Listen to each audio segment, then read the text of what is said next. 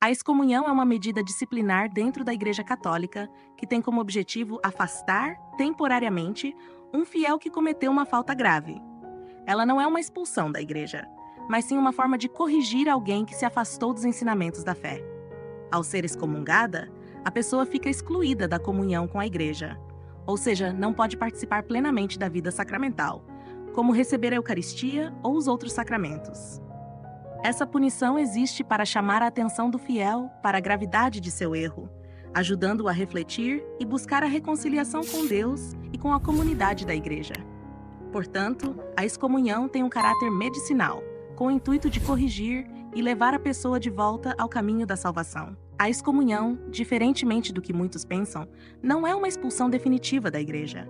Quando alguém é excomungado, essa pessoa continua sendo parte da Igreja, mas está temporariamente afastada dos sacramentos e de alguns direitos de participação ativa na comunidade. Essa medida é aplicada para corrigir e não para banir.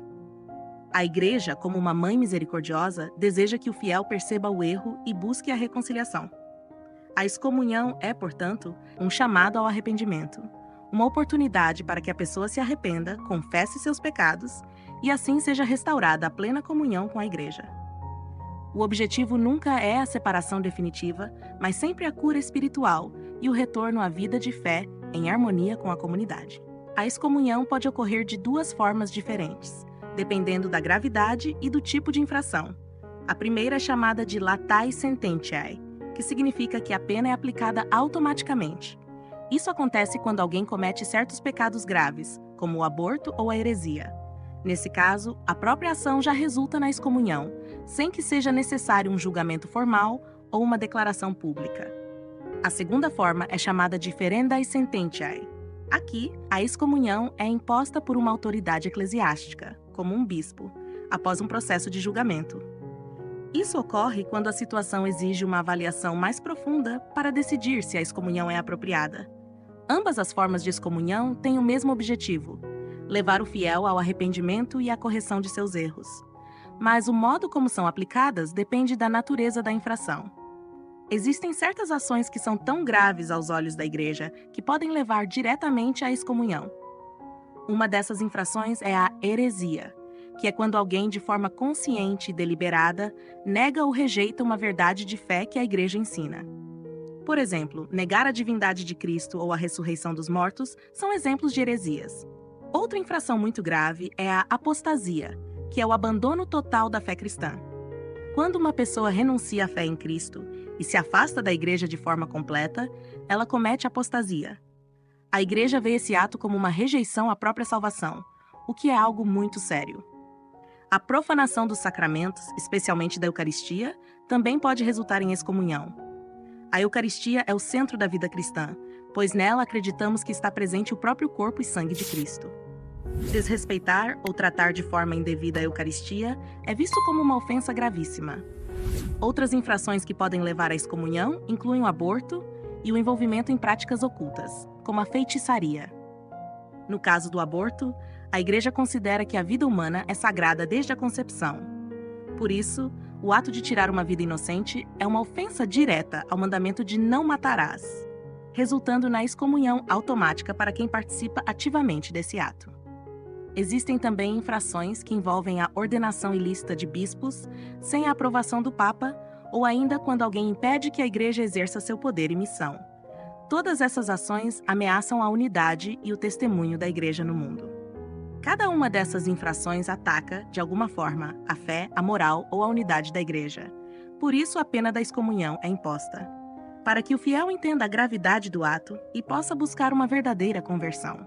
A Igreja, mesmo em sua disciplina, visa a salvação de todos, oferecendo sempre o caminho do arrependimento e da reconciliação. As consequências espirituais da excomunhão são profundas, pois atingem diretamente a relação do fiel com Deus e com a vida sacramental da Igreja.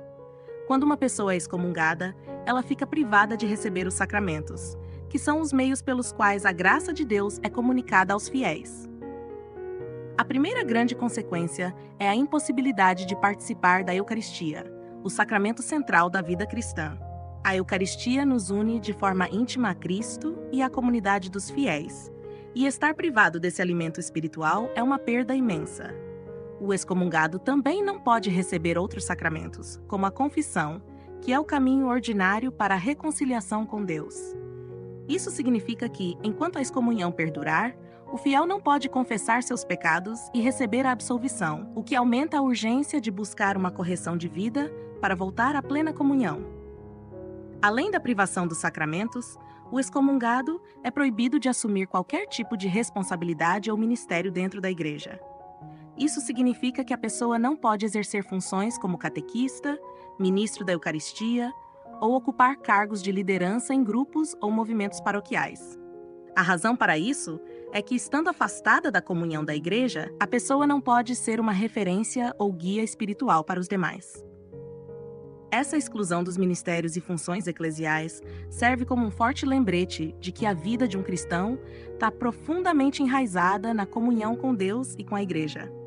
Perder essa comunhão significa perder a capacidade de servir a comunidade de forma plena. No entanto, é importante lembrar que essas consequências espirituais não são irreversíveis. A igreja sempre oferece o caminho de retorno, através do arrependimento sincero e do desejo de reconciliação.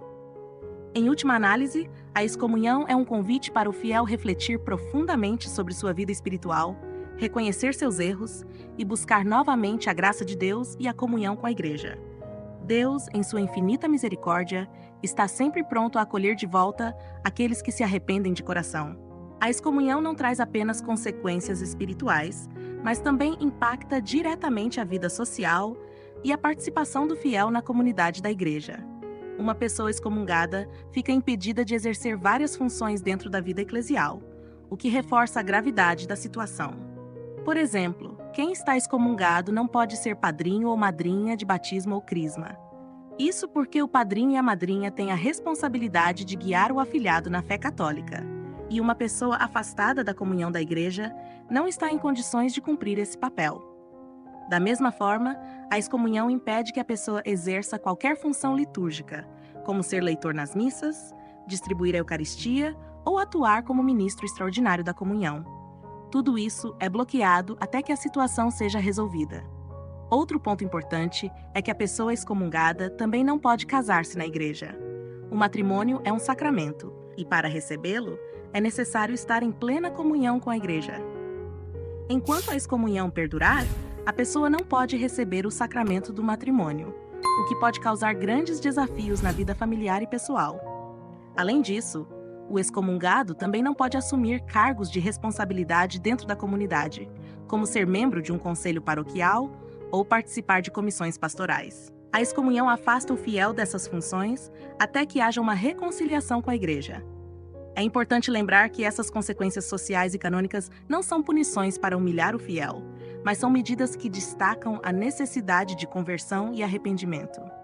A igreja espera que, ao perceber essas limitações, o excomungado reflita sobre sua situação e deseje retornar ao convívio pleno com a comunidade.